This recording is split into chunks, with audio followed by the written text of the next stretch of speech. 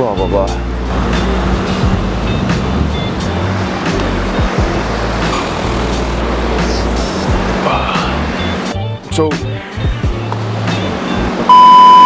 So guys, for this week's breakdown video, I want to have a chat about how injuries can create opportunities inside a sport like CrossFit.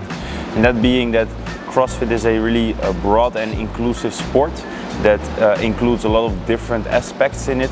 So there are a lot of different ways to train inside CrossFit and to increase your overall fitness.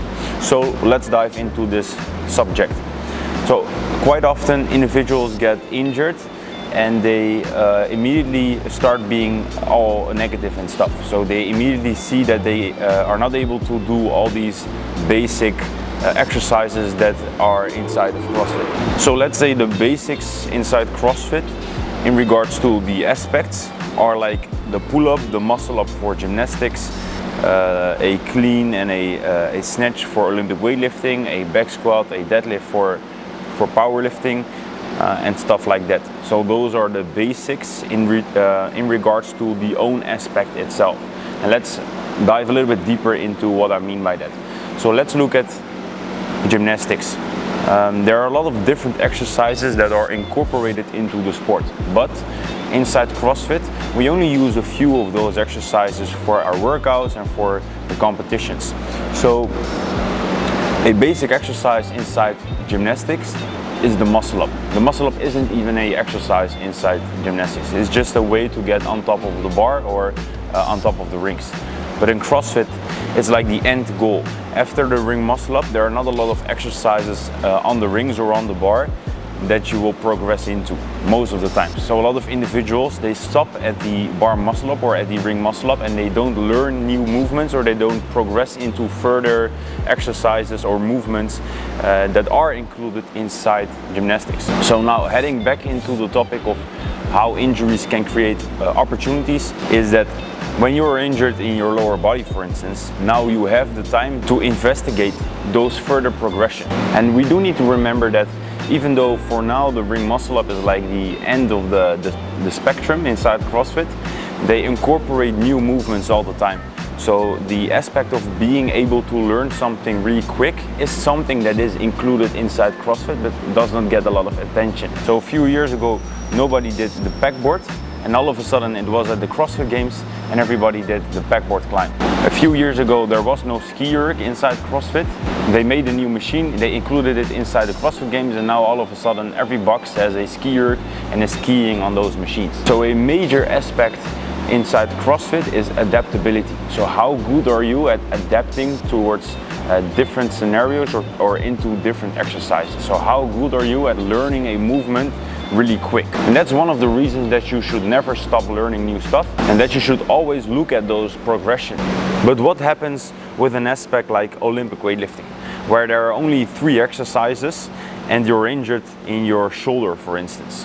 What can we do now? So of course you need to ask your physical therapist or your medical professional what stuff you're able to do. But when you look at Olympic weightlifting, the 3 exercises within the sport, or the 2 exercises basically, because it's only the snatch and the clean and jerk, those are not the only exercises they do all the time. That's just their test inside the sport, but they include a lot of different exercises in order to increase those numbers of the clean and jerk and the snatch. So their training will not only consist out of doing cleans, jerks and snatches all the times.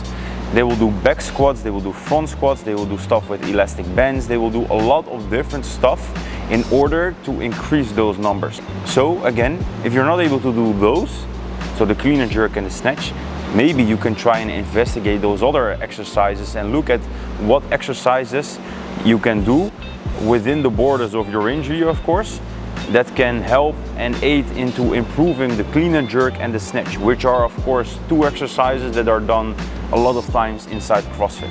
Not only looking at those exercises, but also looking at the different stuff that the sport does. And then the same thing would apply for a sport like powerlifting. We see the back squat, we see the bench press, we see the deadlift. But they don't only do those exercises. They do a lot of different isolation stuff. They do different movements while manipulating the load, they do a lot of different stuff in order to increase those 3 numbers. So investigate what's behind the sport and try to incorporate that into your training if you're limited in your options in regards to the exercises that you're able to do. And because CrossFit is such a broad sport with a lot of different aspects and exercises, it also is sort of a blessing to know that we are not able to do this stuff, so we have more time to do the other stuff, because most of the times we don't even have all the time to spend for all of the aspects. So now, because one part is closed, so we're not able to do those aspects, now we can fully focus on the other ones. This will be different for a sport with a single modality, because then it will be really difficult to train with an injury that was gained through doing that sport. Like for instance running. Running is just a single modality, and there are of course different things that will help you be a better runner. But if your foot hurts during running, it will be really difficult to do stuff that will enable you to run better or faster. The only thing that you can do then is stuff for the upper body, you know. But for CrossFit, we also have handstand holds, we have ring muscle ups.